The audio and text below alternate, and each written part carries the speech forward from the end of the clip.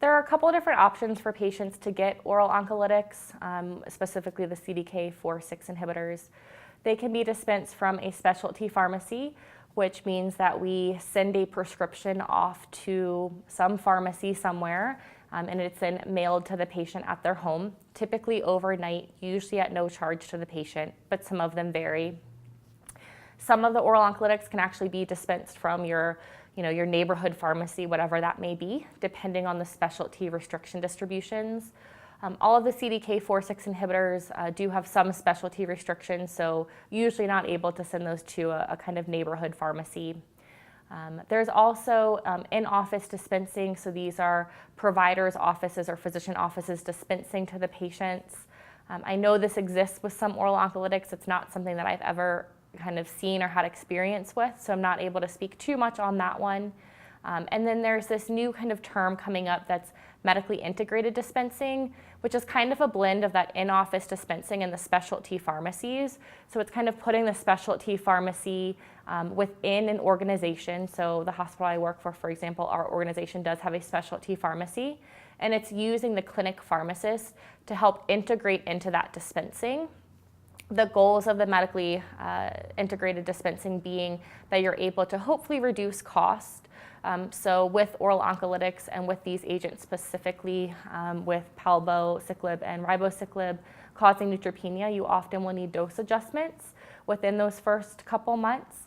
And so if the patient receives a shipment of their medication at the higher dose, and now they've come into the doctor's office and are told it has to be dose reduced, they have to get a new prescription, which can lead to drug waste. And so the medically integrated dispensing kind of puts both of those things together, in that the drug's not dispensed until the lab results come back, and it's typically done right there in the office once the lab results are back and we know the dosing.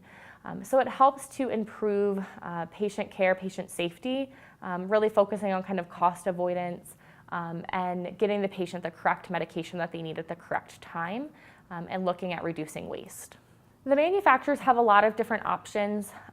Some of them are kind of dose titration packs or patient education packs, various oral oncolytics that have certain side effects. The manufacturers will have kind of kits that they send out with the first dispense for patients. That can be done either through the specialty pharmacy or through a medically integrated dispensing. I know our in-house pharmacy does have some of those kits that they prescribe for patients.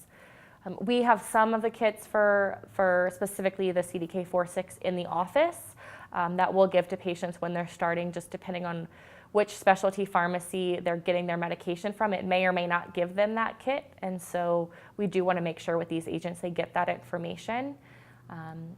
We also have dose exchange programs. So abemaciclib specifically has a dose exchange program that allows for a patient who has a dose change to send back whatever drug they had that they don't need, so whatever that change in dose is, and they are redispensed the correct dosing, and I believe that's at minimal to no charge to the patient. And so again, the goal of that to help decrease costs for the patient, making sure patients getting the correct medication, and that turnaround time in that dose exchange is, I believe, anywhere from 24 to 40 hours, so pretty quick dispensing. The downside with a specialty pharmacy or something that you do have to send out for is if you are going to do that dose change, the prescription typically has to be processed. Unfortunately, with oral oncolytics, they are typically expensive, and so they often will need a prior authorization. And if with a dose change, often that means a new prior authorization. It's not just the same thing. And so then you have the delay in waiting for the prior authorization. If the specialty pharmacy does or does not have that drug in stock or that strength in stock, you might have a delay in them getting the drug, and then the delay in shipment for the prescription. We see this commonly, these delays become a problem in the wintertime. Being in a snowy state, we will often see delays because of snowstorms, not just here in our state, but also elsewhere in the country. If pharmacies aren't able to get their supply in, they're not able to dispense. And so sometimes that medically integrated dispensing can help in that aspect because those medications are on site. Again, doesn't help if your pharmacy doesn't have in stock because of whatever weather issues are going on. But you're able to get the medication to the patient a little bit faster when you have more control of it, kind of on an on-site type setup. In terms of communicating back with the oncologist for any of the oral oncolytics, specifically with the CDK4/6 inhibitors, we do use our electronic medical record. So we'll do in baskets back and forth to the providers. We also document from an education perspective in the clinic. We document in progress notes, so any kind of phone calls or information that we provide to the patient or have with the patient, we will document in a note for the provider to be able to see. If it is something that is important or that may or may not need a dose change, we'll kind of directly send that chart to the provider to review. We do document all of our adherence and toxicity in the electronic medical record as well through some flow sheets that are developed. And all of those are available to the oncologist. They're able to pull those directly into their progress notes. And not just the oncologist, but also our advanced practitioners. Those are all able to be pulled directly into the progress notes.